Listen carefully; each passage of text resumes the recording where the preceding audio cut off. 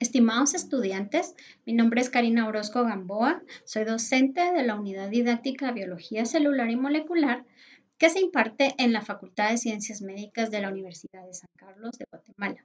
En esta oportunidad continuaremos el tema de las biomoléculas. Hoy vamos a describir los ácidos nucleicos. Estos ácidos nucleicos, como su nombre lo indica, se van a encontrar de forma mayoritaria en el núcleo de las células eucariotas. Sin embargo, también los podemos ubicar en otros sitios de la célula. En el caso de las procariotas, se va a encontrar en una región denominada nucleoide, porque estas células carecen de una envoltura nuclear que separe el nucleoplasma del citoplasma. En las células eucariotas, como les explicaba, también se va a encontrar, además de en el núcleo, en organelos, por ejemplo, la mitocondria o los cloroplastos en las células vegetales. Por otro lado, el ARN se puede sintetizar dentro del núcleo, pero este tiene la capacidad de salir de él, puesto que va a llevar a cabo sus funciones en el citoplasma. En común, ambos ácidos nucleicos se caracterizan porque son polímeros, es decir, están formados por miles de unidades monoméricas. A estas unidades monoméricas que forman estas largas cadenas de ácidos nucleicos se les denomina nucleótidos. Los nucleótidos, a su vez, están formados por tres tipos de moléculas. La primera es una base nitrogenada. Recibe este nombre porque las bases nitrogenadas son moléculas en forma de ciclos o anillos que tienen dentro de su composición átomos de nitrógeno. Estas bases nitrogenadas a su vez se van a unir a un carbohidrato. En este caso es una pentosa, un azúcar de 5 carbonos.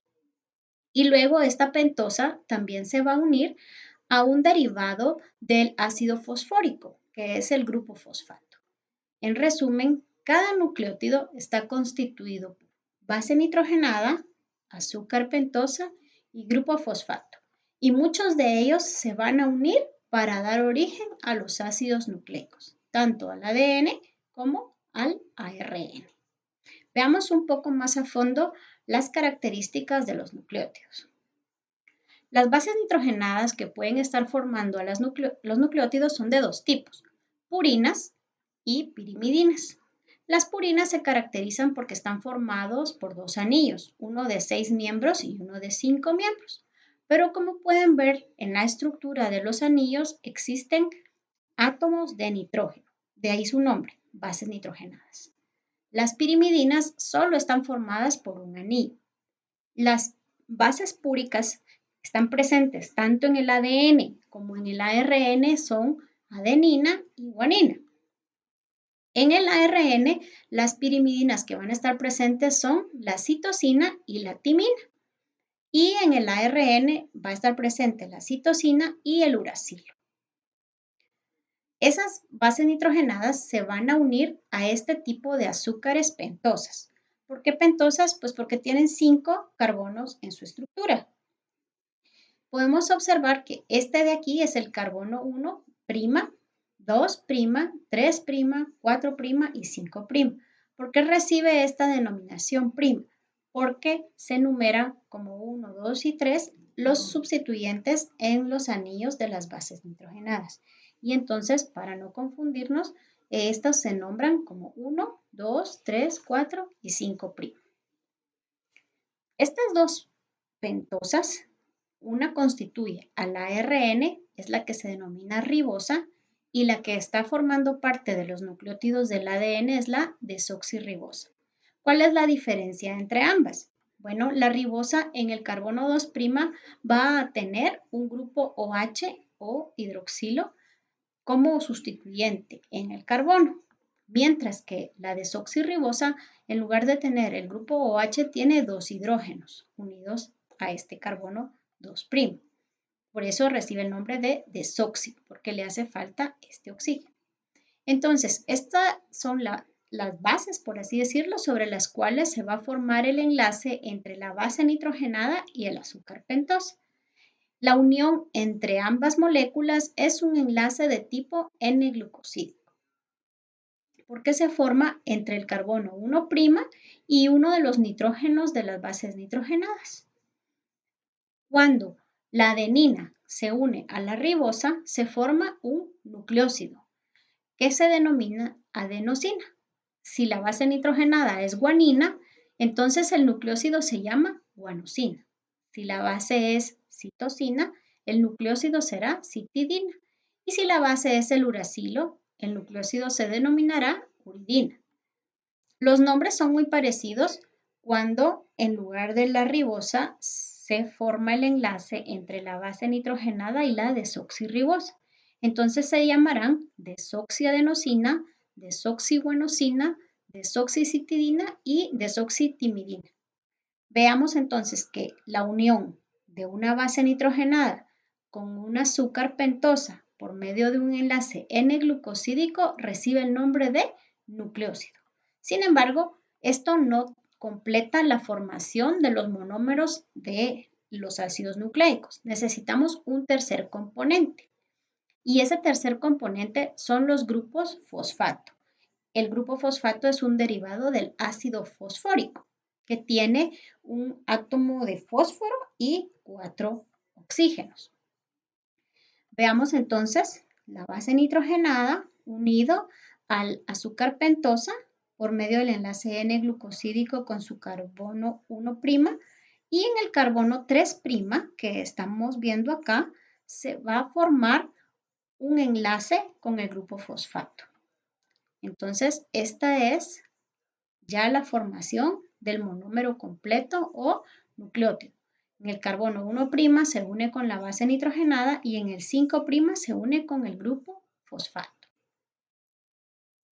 Veamos en esta animación cómo se forma el enlace entre la base nitrogenada, en este caso adenina, y el azúcar pentosa. Si ustedes observan, al formar el enlace glucosídico se pierde agua. Y luego el enlace que se forma entre el ácido fosfórico y el carbono 5'. También se elimina agua. El resultado es un nucleótido llamado AMP o adenosín monofosfato. Sin embargo, el grupo fosfato también puede formar más enlaces con otros grupos fosfato, como lo vamos a ver nuevamente. Si se unen dos grupos fosfato, se formará la molécula denominada ADP, adenosín difosfato. Y si se unen tres grupos fosfatos, se forma el ATP o adenosín trifosfato. Entre cada uno de ellos, para formar el enlace, se pierde una molécula de agua.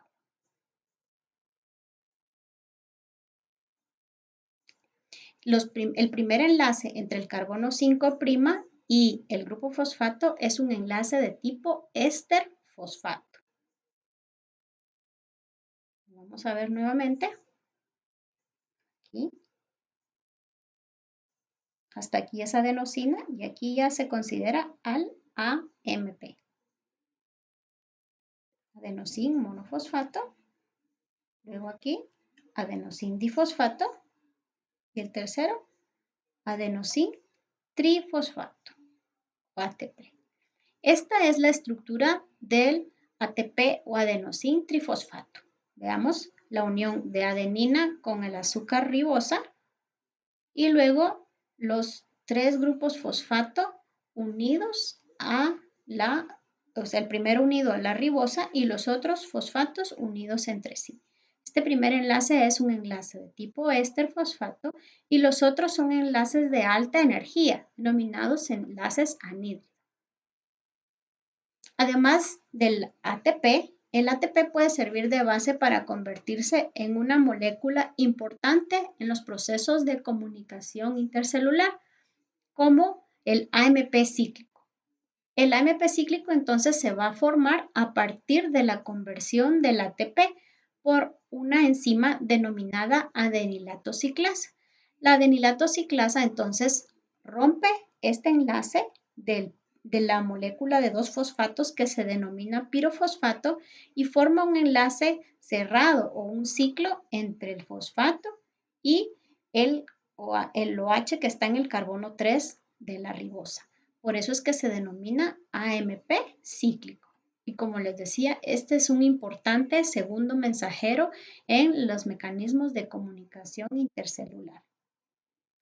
Otro nucleótido importante es el NAD. El nombre NAD significa nicotinamida adenin dinucleótido. Este es una importante molécula que puede recibir o donar electrones en los procesos de óxido-reducción. ¿Por qué es un dinucleótido? Porque son dos nucleótidos unidos o enlazados. El primero es un nucleótido de adenina, recordemos cómo es la base adenina unida a la ribosa y su grupo fosfato.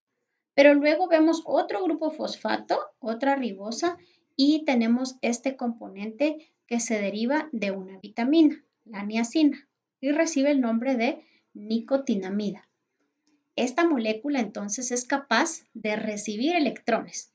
Aquí lo vemos representado con la ganancia de un hidrógeno, por eso es que se llama NADH. Cuando está en esta forma, NAD+, quiere decir que está en estado oxidado. Y cuando ha adquirido el hidrógeno es porque ha adquirido electrones o ganado electrones y está en su estado reducido. Este es un par redox, ¿verdad? Que aquí puede ganar electrones y aquí los puede donar. Así como el NADH, hay otro nucleótido importante, también muy parecido al anterior, NADH, pero este tiene un grupo fosfato unido a esta ribosa y por esa razón se le llama NADP en estado oxidado y cuando adquiere los hidrógenos se llama NADPH o en su estado reducido. Otro nucleótido que también va a participar en reacciones de óxido-reducción es el FAD. La diferencia con el otro es el que ya no va a tener a la nicotinamida como parte de su nucleótido, sino que ahora este se llama flavin-adenin dinucleótido. Nuevamente, dos nucleótidos unidos. En este caso podemos ver a la adenina unida a la pentosa, ribosa en este caso, unida a su grupo fosfato y luego otro grupo fosfato, otra ribosa y esta molécula que es la flavina. Por eso se llama flavin-adenin dinucleótido. Acá está en su estado oxidado. Vemos estos nitrógenos que luego van a recibir a los electrones y este va a ser su estado reducido. FAD oxidado, FADH2 o reducido. Muy bien, como vimos, los nucleótidos pequeños ya pueden tener funciones en el organismo. Sin embargo, estos todavía como nucleótidos no forman a los ácidos nucleicos. Es necesario que se polimericen. Polimerizar quiere decir que se van a ir uniendo para formar estas largas cadenas que son las constituyentes de los ácidos nucleicos. ¿Cómo se unen entonces los nucleótidos? Bueno, recordemos que el nucleótido está formado por la base nitrogenada, el azúcar pentosa y un grupo fosfato unido al carbono 5. Pero este grupo fosfato de un nucleótido que está unido a su carbono 5 puede unirse a otro nucleótido por otro enlace éster, pero con el oxígeno que tiene en el carbono 3. Veamos esto, ¿sí? Aquí tenemos un nuevo nucleótido y la polimerización siempre va a ocurrir en el extremo 3', que es el que tiene un OH. Cuando se forma el nuevo enlace con el fosfato, este hidrógeno se elimina y se mantienen unidos entonces por dos enlaces éster.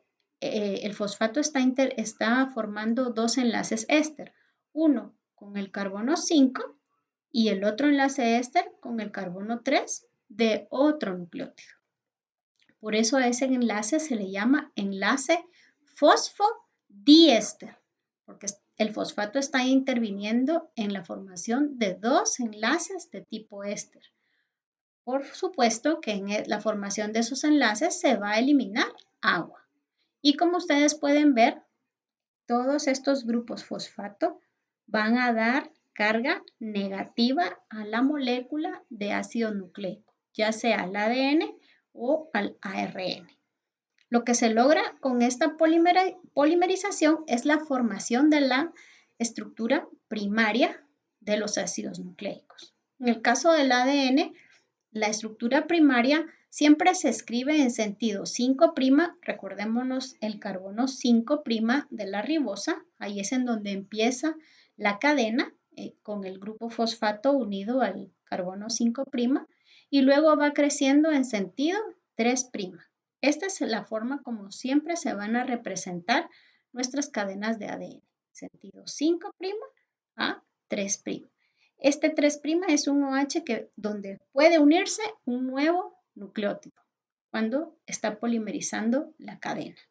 Y nosotros vamos a ver que entonces por así decirlo, en la parte externa de la estructura primaria van a estar el esqueleto formado de fosfato y desoxirribosa. Fosfato, desoxirribosa. Fosfato, desoxirribosa. Y al centro van a quedar nuestras bases nitrogenadas. Sin embargo, esto no parece mucho a la estructura del ADN que nosotros conocemos o con la que estamos familiarizados. La estructura del ADN se forma por la unión de dos cadenas. Esa va a ser la estructura secundaria del ADN, cuando hay unión entre las bases nitrogenadas que quedan al centro de la estructura del ADN. Estas se unen gracias a la formación de puentes de hidrógeno entre las bases nitrogenadas. Recordemos que un puente de hidrógeno se va a formar entre un hidrógeno que está unido a un átomo muy electronegativo y que es atraído por otro átomo electronegativo. Entonces, entre estas bases nitrogenadas, adenina de 2 anillos y timina, que es una pirimidina de un anillo, se van a formar 2 puentes de hidrógeno. Mientras que entre guanina, que es una purina, y citosina, que es una pirimidina, se van a poder formar 3 puentes de hidrógeno. Eso es lo que se va a observar cuando se tienen unidas las dos cadenas de ADN, ¿sí? Una de las cadenas siempre se va a escribir en el sentido 5' a 3', ¿verdad? Terminando siempre en el OH y empezando con el grupo fosfato. La otra cadena que se va a unir a esta cadena por medio de los puentes de hidrógenos empieza en el extremo 3', el OH, y termina en el extremo 5'. Por así decirlo, ambas cadenas, una está en una posición y la otra está al revés. Por eso se llama que estas dos cadenas son antiparalelas. Esta es la estructura del ADN que nosotros estamos más acostumbrados a ver, es su estructura secundaria o la doble hélice. Como vemos, para que se forme esta estructura se requieren 2 hebras de ADN unidas mediante puentes de hidrógeno formados entre las bases complementarias, entre una base pirimídica y una base púrica, porque están estabilizados estas dos cadenas gracias a la formación de los puentes de hidrógeno entre estas bases. Aquí vemos la unión entre pirimidina, citosina y la purina, guanina. No podríamos tener dos bases púricas juntas o dos pirimídicas porque entonces la separación entre las dos hebras cambiaría. Siempre es entre una base púrica y una pirimídica. Entonces vemos que en los extremos del ADN o en la parte externa está el esqueleto de grupos fosfato y azúcares pentosa y las bases nitrogenadas quedan como peldaños de una escalera en el centro de la molécula. Esta es entonces la estructura secundaria del ADN. Sin embargo, el ADN es una molécula sumamente grande. ¿Y cómo puede caber esa molécula tan larga dentro del núcleo de nuestras células eucariotas? Si vemos el tamaño, más o menos un núcleo de célula eucariota medirá alrededor de 1 o 2 micrómetros. Y si nosotros uniéramos todo el ADN que está contenido dentro de ese núcleo, podríamos llegar a medir una molécula de 2 metros de longitud.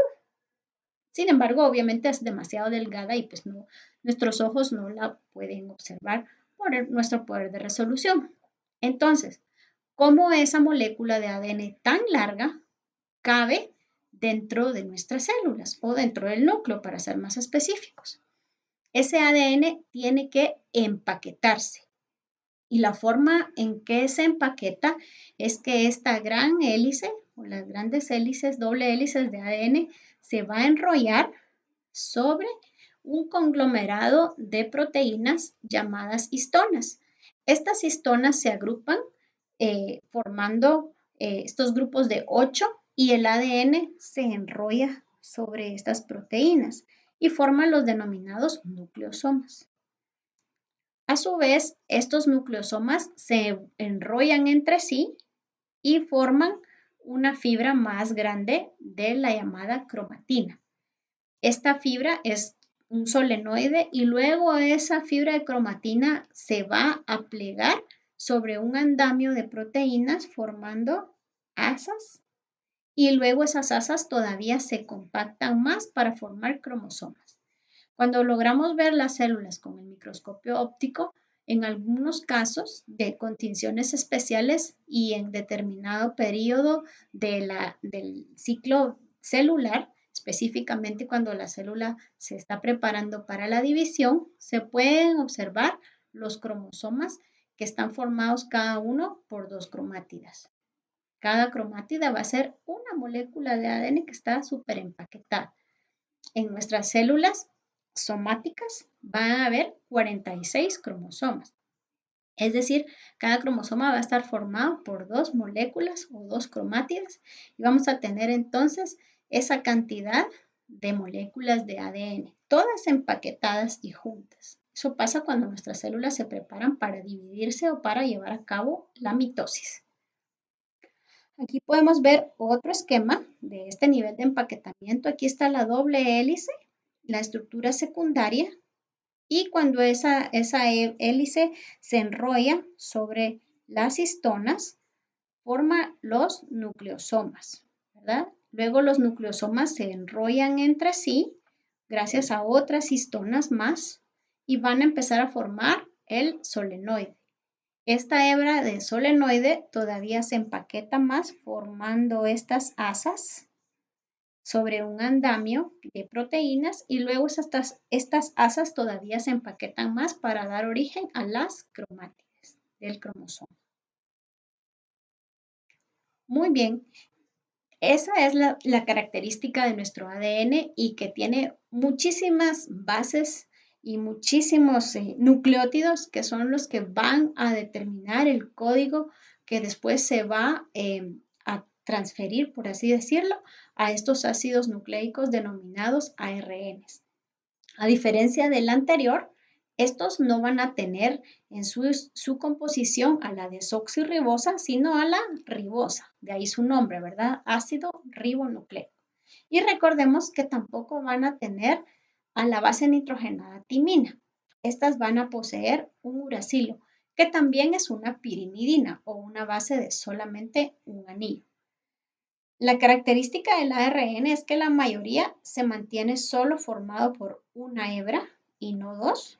Una de las características es que el ARN, la misma hebra, puede ser muy larga y ella se pliega dentro de sí misma, o sea, forma enlaces de hidrógeno dentro de la misma molécula y por eso es que va a adquirir diferentes estructuras secundarias y terciarias. Básicamente existen tres tipos de ARN, aunque existen más, pero los más importantes son el ARN ribosomal, que forma parte de las subunidades ribosomales, que va a ser el sitio donde se lleva a cabo la síntesis de proteínas.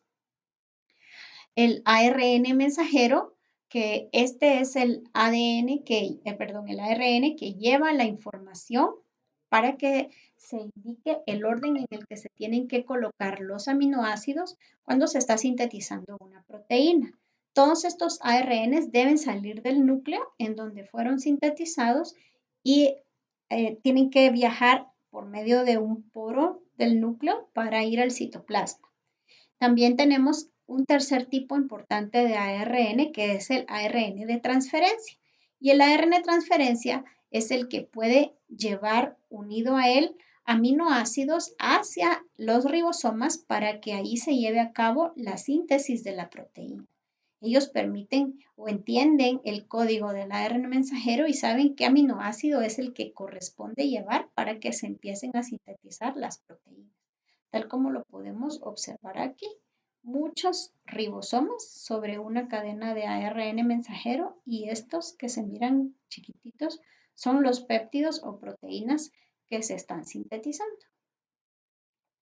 Veamos entonces un poquito más acerca de la ARN transferencia. Como les decía, los ARNs son cadenas simples, no se unen dos hebras como en el caso del ADN, pero sí pueden haber apareamientos entre las bases nitrogenadas de la misma cadena. O sea, sí pueden haber unión entre adenina y uracilo en este caso, o entre guanina y citosina, como ocurre también en el ADN.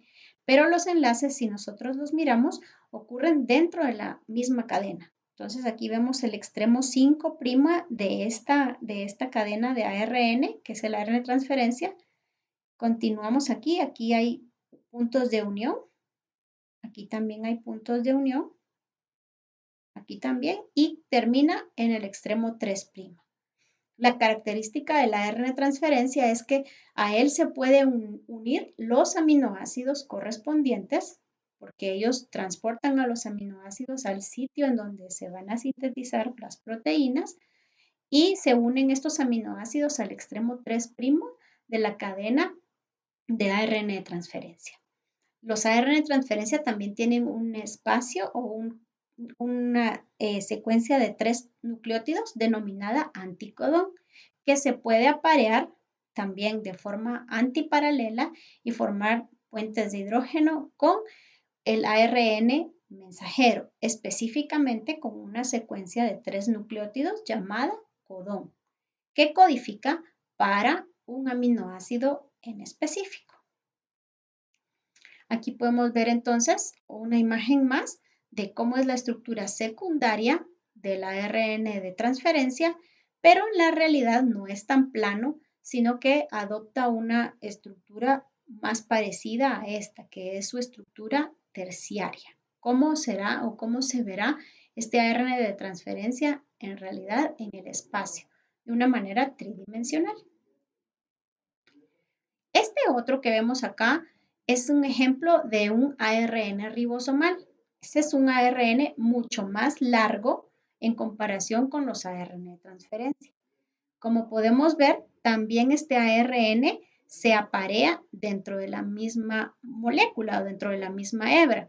Inicia aquí en este punto, 5' y ustedes ven cómo se va plegando y cómo va formando estas uniones, ¿verdad? Todo esto es una molécula, todo lo que vemos como azul. Y si nos vamos más rápido, vamos a ver que este ARN ribosomal termina aquí. Este ARN tiene unas 1542 nucleótidos, ¿sí? Entonces es un ARN más grande, más complejo, tiene más sitios en donde se forman los puentes de hidrógeno entre las bases complementarias, pero no de dos hebras, sino dentro de la misma hebra. Y todavía ahí no concluye la complejidad, sino que este es un tipo de ARN que todavía se une con otros ARN, incluso más grandes, y con proteínas para dar origen a las subunidades ribosomales. Para formar un ribosoma se necesitan dos subunidades ribosomales. Aquí podemos ver en azul las proteínas y en rosado lo que vemos son los ARN ribosomales. Y por último tenemos al ARN mensajero.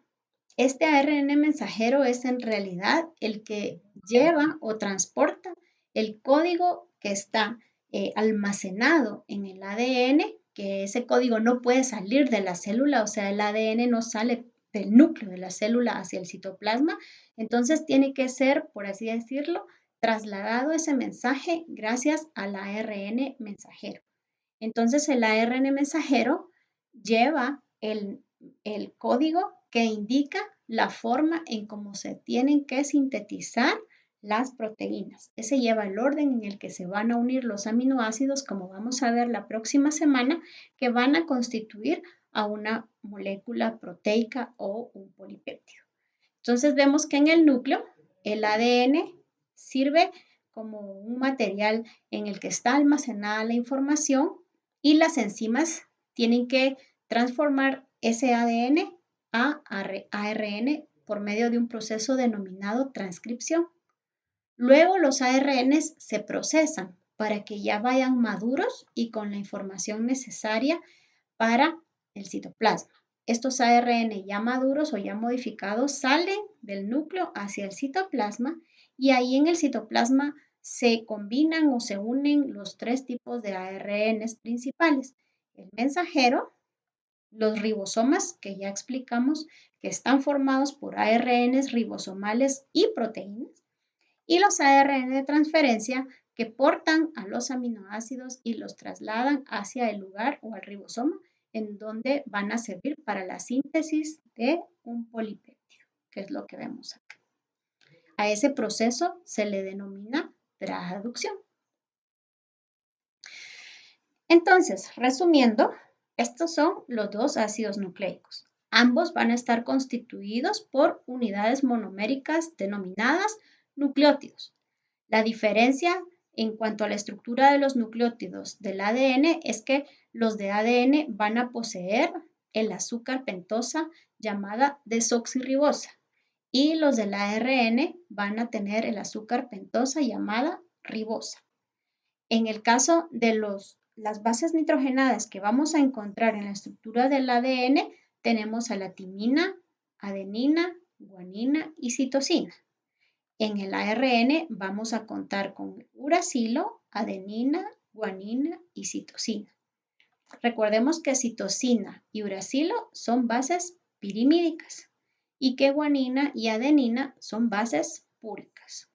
Otra de las diferencias es que el ADN está formado por dos hebras antiparalelas, en las cuales las bases nitrogenadas se unen entre sí por medio de puentes de hidrógeno. El ARN no va a estar formado por dos hebras, sino que solamente una hebra, pero que dependiendo de la longitud también se van a poder formar puentes de hidrógeno entre bases complementarias, pero de manera intracatenaria, no entre dos cadenas, sino dentro de la misma cadena.